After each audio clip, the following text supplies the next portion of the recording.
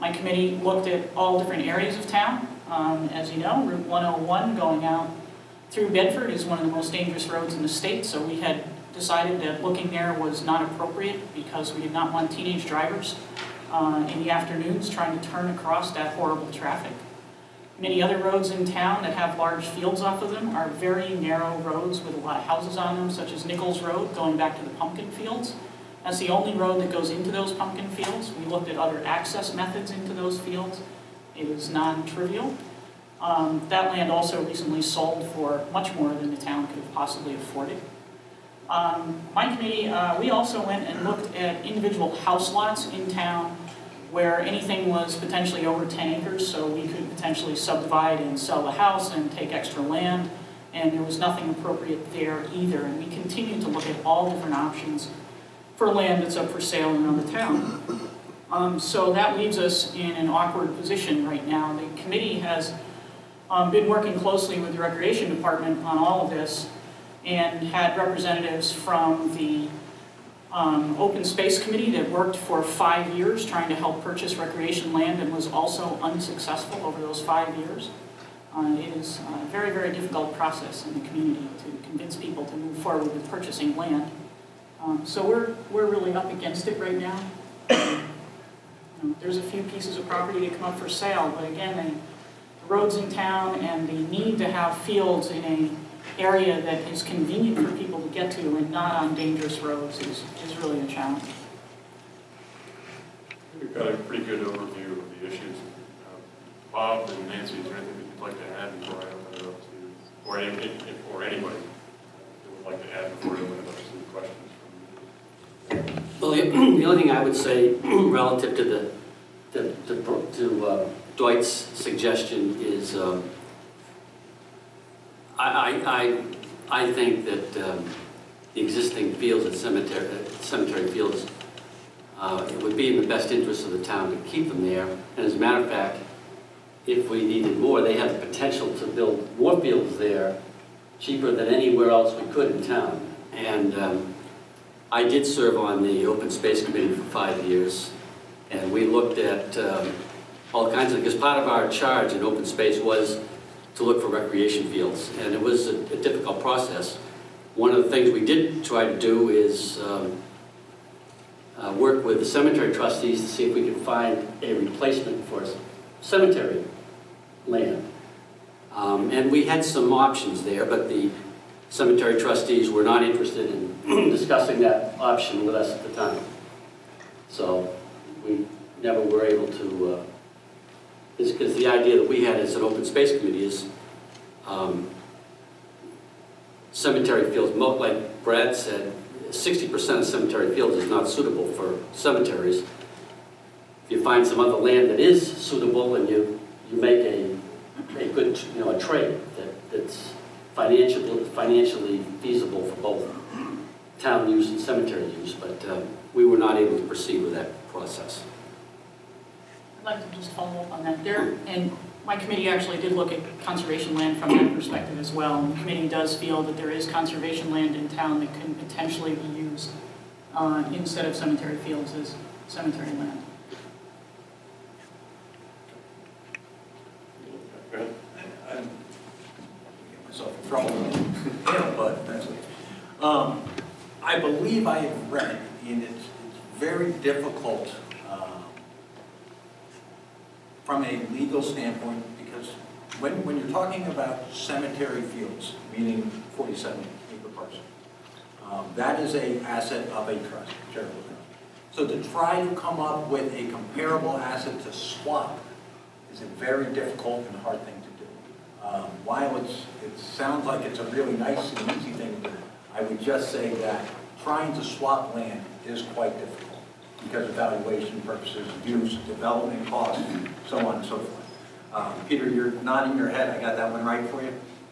Okay. Yeah, but swapping isn't the only option.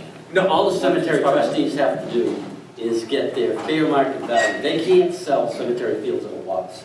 They own an asset, but so long as they obtain fair market value for that, there's not an issue. So it doesn't have to be an even swap. They just have to get reasonable compensation if they sold the land. I'm just talking about. And that comes right from Terry Knowles. Yes, I'm just talking about a one-to-one swap of the. That would land. be very difficult. It doesn't have to be a one-to-one Correct. swap. Correct. It could be swap this plus $200,000. Absolutely. I mean, that's, As long as the. and you just go through an appraisal process. Yes, as long as the trust, well, in that process, you would have to take into consideration the development cost of the cemetery itself, which. The differences. Yes, Yes. exactly. So can it be done? It just, my point was simply to say, I got this parcel, you take this one, I'll take this one. Not that simple. We're good. It's not that simple. So. Any other comments before? I'd like to kind of explore the shared use scenario a little bit more. I mean, I think that is in the best interest of everybody. And to steal a line from State Rep Shannon Chanley, the way people live with the dead is changing. And you know, this is an opportunity to create sort of a best of breed situation. There's enough space there. I think there's plenty of room for a buffer between when, between what would be the cemetery and the playing fields. I know there's concerns about, about noise during burials, and I think that's a fairly simple scheduling matter. I mean, there's 20 to 25 burials a year in Amherst, and that just would mean, there's 20 to 25 hours throughout the course of an entire year where there'd be no recreation on that land. I'd be interested in trying to get some decibel readings from playing fields. I mean, I've been there for a lot of youth events, and it doesn't seem like noise really carries that far from there. It seems like with all the trees around it and the hill, that does a good job of absorbing a lot of the noise. And rather than sort of go into this with an old model cemetery, I think there's an opportunity to set the standard for people that come. Congregational Church has a memorial garden out back. People are putting loved ones' ashes there. That's filling up, so I think there's an opportunity for a place where people can come and they can reflect and they can think about loved ones, spread their ashes somewhere, and youth in the future of Amherst has opportunity to have access to open space and to walk. I think not finding some common ground on this is very short-sighted, and it's going to leave people 20 years from now scratching their head when they look at this parcel and want to know what we were thinking back then. Is there's open space for fields, open space for cemeteries. There's going to be less and less of that as we move forward. I mean, Amherst is I think getting close to maxed out on housing developments. We've got a couple big ones that aren't really doing much of anything, but there's not a whole lot of land left here to build additional houses. So I think at some point our population's going to cap. If you look at burial trends going back to the 30s, this is Mike Costello's research, so shout out to Mike, but when there was a third the number of people living in Amherst, there was basically the burial rate was the same number. So as the population has grown over the last 80 years or so, the number of people getting buried in town has remained consistent and remained flat. And we all know people retire to other places. They don't necessarily come back here to get buried, and tying up a huge amount of land that may never be used is I think, very short-sighted. Okay, let's open it up to your questions. If anything is fair game. I just wanted to follow up on the shared use. You can use the microphone.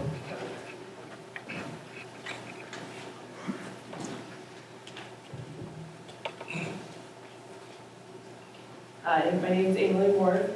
I live within walking distance of Spalding Field and the cemetery, and they seem to coexist really nicely across the street from each other. So I very much think there should be some way to think differently about these two different types of species coexisting near each other. So we already have a precedent in town of ball fields across from the cemetery.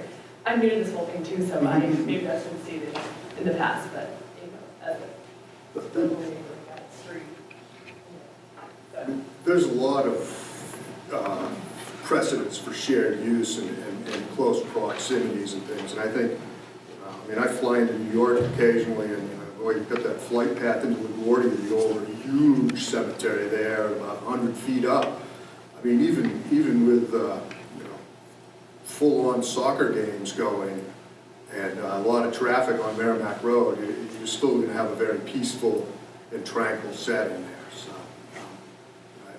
I really do not think it'll be disruptive at all.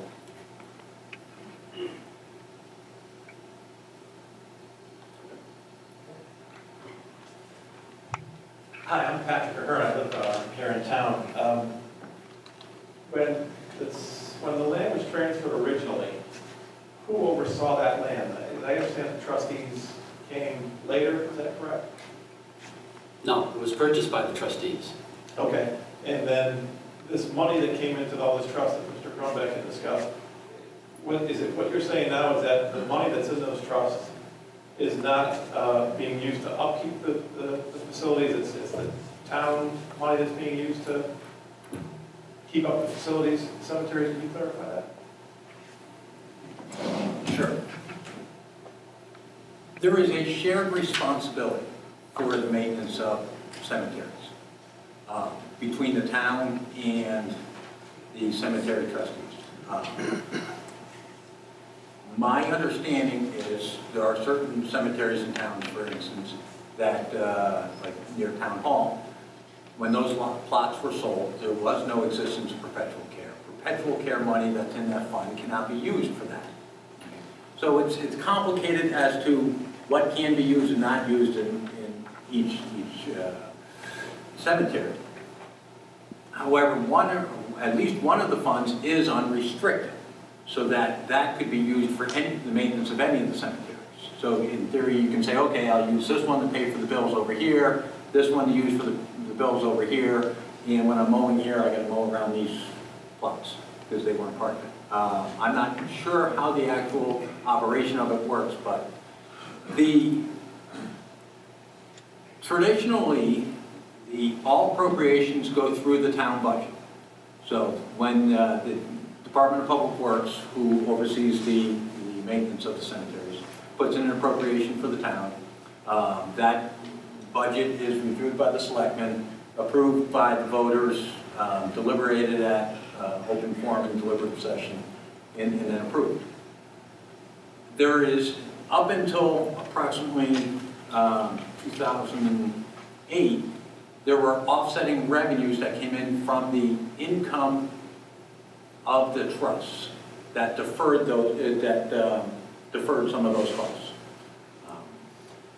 In 2000, around that time frame, those transfers of the interest stopped to create a bigger balance within the cemetery trusts, so that when it was time to develop the new fields, or the new, that was not on purpose, when it comes time to develop Forest View Cemetery, there were more assets available that could be gotten at through the cypre process.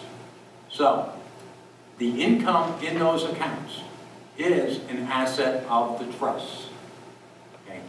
They were able to grow at a faster rate because they were not used during a period of time to offset the expenses that the town incurred. Does that make sense?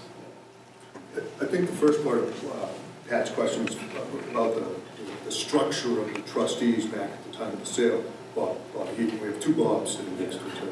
I can't speak to that. And that was, we had at that time, the selectmen function as trustees plus... Well, the selectmen appointed trustees, and one selectman was one of the trustees. And that has changed since then. Now they're elected. You've given a statistic for the 2012-2013 years as to money spent to upkeep the cemetery. What was that figure, and where did that revenue, where did that money come from? So, I don't have my exact numbers with me, but... You referenced it earlier. Yes, so my number that I used was $30,000. Okay? Where I approximate that from was, I believe the appropriations on the actual warrant article was around $46,000. I was not able to access all the records, but typically around $13,000 is generated in burial fees. So forget about the selling of the plots, but when somebody is buried at the cemetery, there are fees associated with that and costs associated with that. Okay, that is handled, or that revenue comes back into the town as burial fees. And so if you really look, you can't just say the $46,000 because that's not a fair statement. The $13,000 was approximately $13,000 was an offset to that. In other years, give me a second, I should pull it up, but for instance, in 2007, out of the income accounts of the two accounts that are called perpetual and other, which are most often used as the accounts to defer the costs. My information is coming from town reports. There was $23,000 expended in 2007.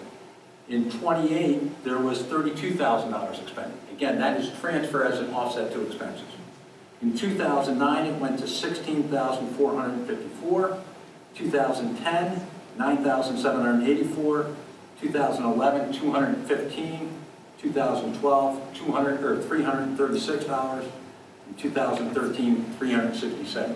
So you can see the general transferring of expenses from, or reimbursement of the expenses decreased over that time period. With some of this money being transferred, does it make sense now to have someone from the Board of Selectmen as a member of the trustees, or could there be a co-mingling where the town would have, that's my big question, is there an opportunity for the town to have a greater say in what goes on with the trustees as an official part of the town government? I'll defer to them, but as far as I'm concerned, the trust itself is a sacred, that can't be mingled to the town. So, yeah, let me. Kind of like what they even had, I guess, when it started. Well, let me just try and make a point first before I answer that, right? So it's not that the selectmen's position, because we don't believe it's in the best interest of the citizens of Amherst to deplete these funds. These funds were set up to be able to generate income forever to cover hopefully all, but at least a part of the cost. So if you have $1 million and you were to draw $100,000 a year out, or say that, $30,000 a year, right, in 20 or 30 or 40 years, you wouldn't have any money, and so all of the maintenance going forward would fall to the taxpayers. And so the selectmen's position is that we just want the available excess income to be used for maintenance to minimize the amount of money that we have to go to the taxpayers for. And so to try to answer your question, right, so last year, right, that $30,000 was in your tax bill, was in all of our tax bills.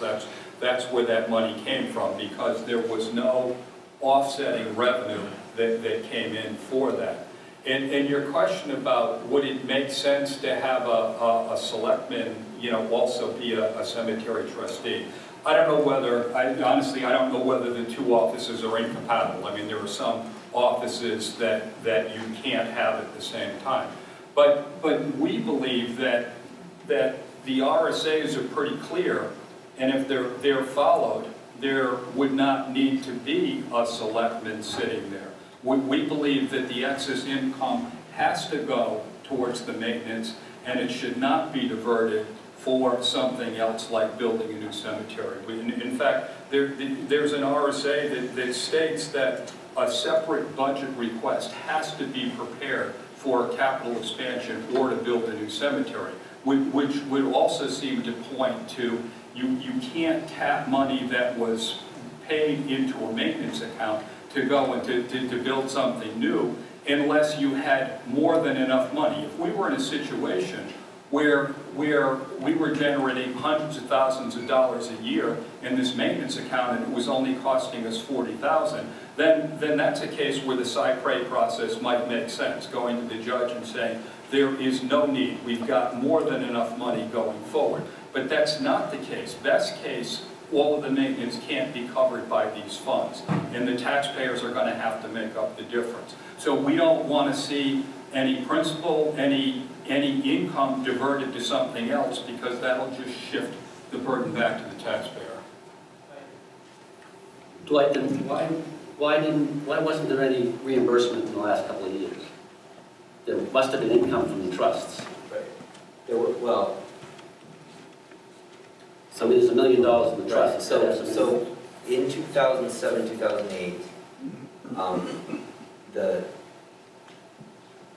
don't know if it was the Board of Selectmen or individuals on the Board of Selectmen decided that it would be better to wean the trust of separating itself from its income to build up for the forest view. The problem though is That's that... just what Dwight said you didn't want to see. Right. So I'm here's sorry, the that problem. seems- So the problem is this, is that number one, the Board of Selectmen never voted. And number two is even if the Board of Selectmen voted at the time, which they didn't, it would only be for 1 year. You can't commit a forward year. Oh, I So the answer why was, it shouldn't have been done without a vote, but it definitely was done it wasn't secretly done, nefariously done. I think maybe it was, people sort of informally thought it was a good idea 6 years ago, did it, and then no one sort of paid attention and it just continued. So, you know, it's not a good answer, but, you know, that's what happened. Just want an honest answer, that's all. Thank you. Right. The other thing, just to add from Dwight, and add it a little bit to your question, is that he didn't say it as strongly, but we have to be careful what we speak from as the Board of Selectmen as individuals. This is from the Board of Selectmen, not, well, also an individual Board of Selectmen.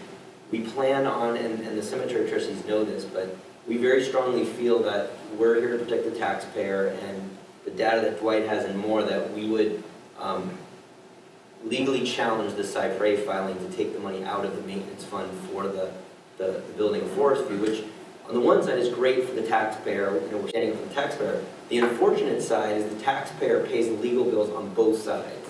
They pay the legal bills for the town, the taxpayer, and they pay the legal bills for the trustees.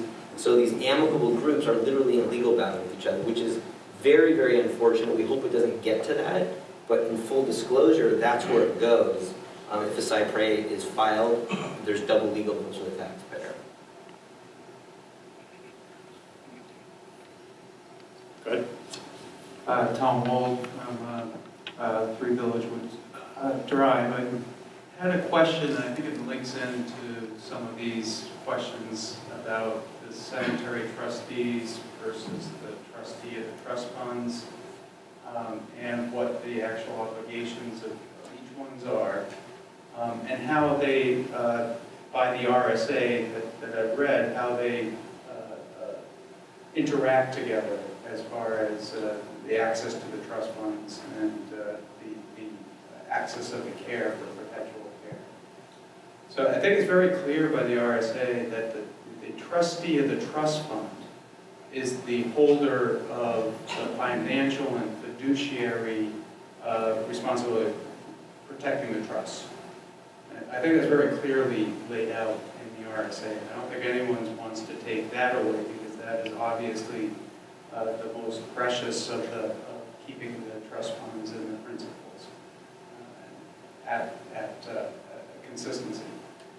From what I've read in the RSA, the cemetery trustee's primary responsibility is really maintenance and maintaining plots.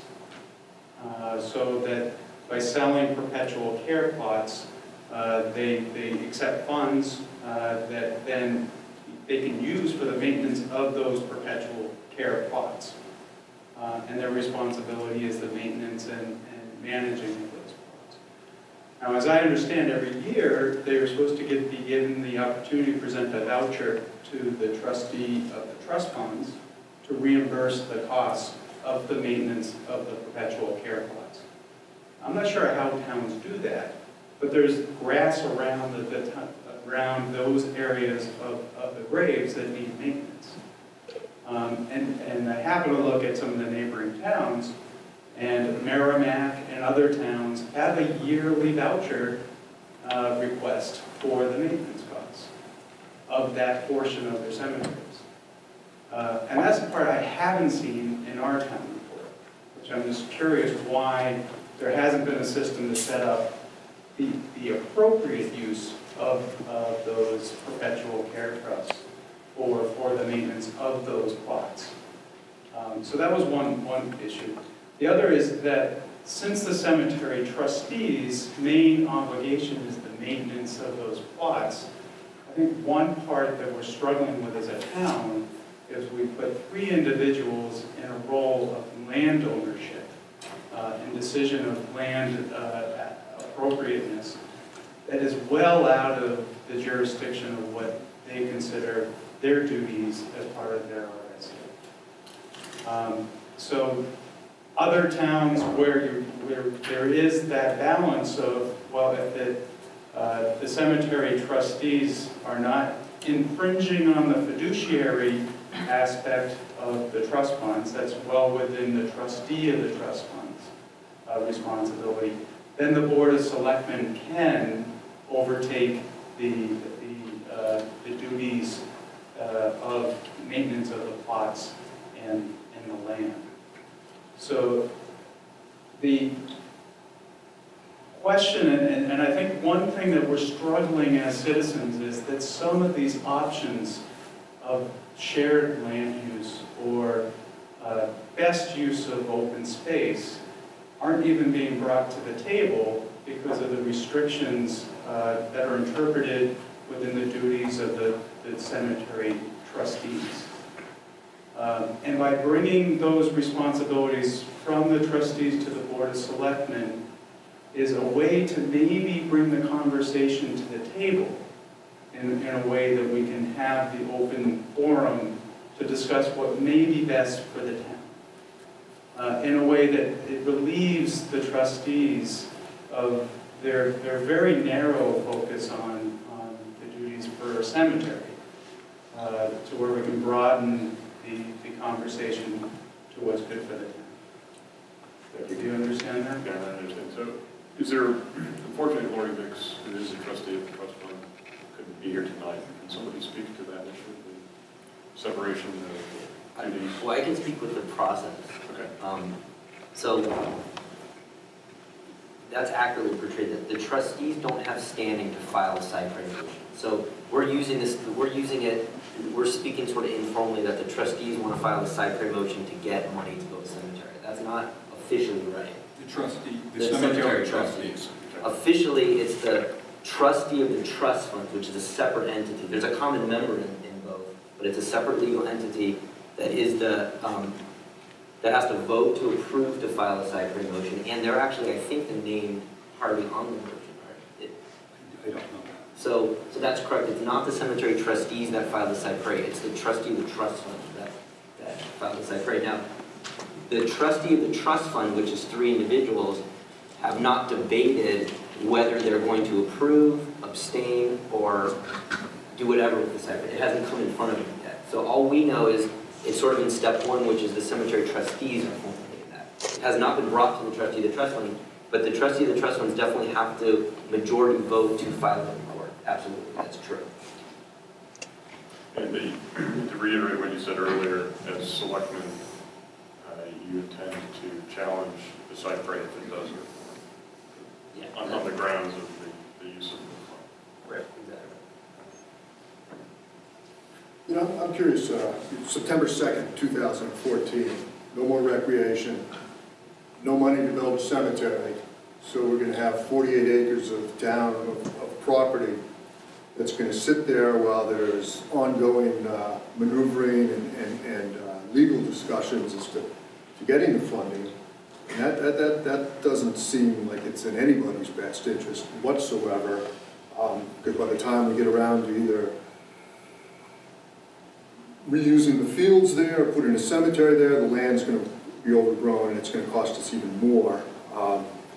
So, again, I would urge everybody to come to the table with an open mind and try and come up with a compromise that works for us all.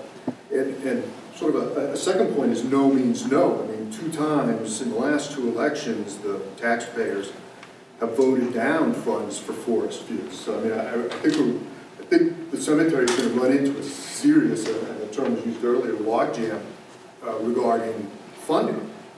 And meanwhile, there's a very simple solution that's going to solve everybody's everybody's needs and be good for everybody living, and unfortunately people that have passed away as well. But we can have a cemetery that can be paid for by the money that goes towards purchasing the land.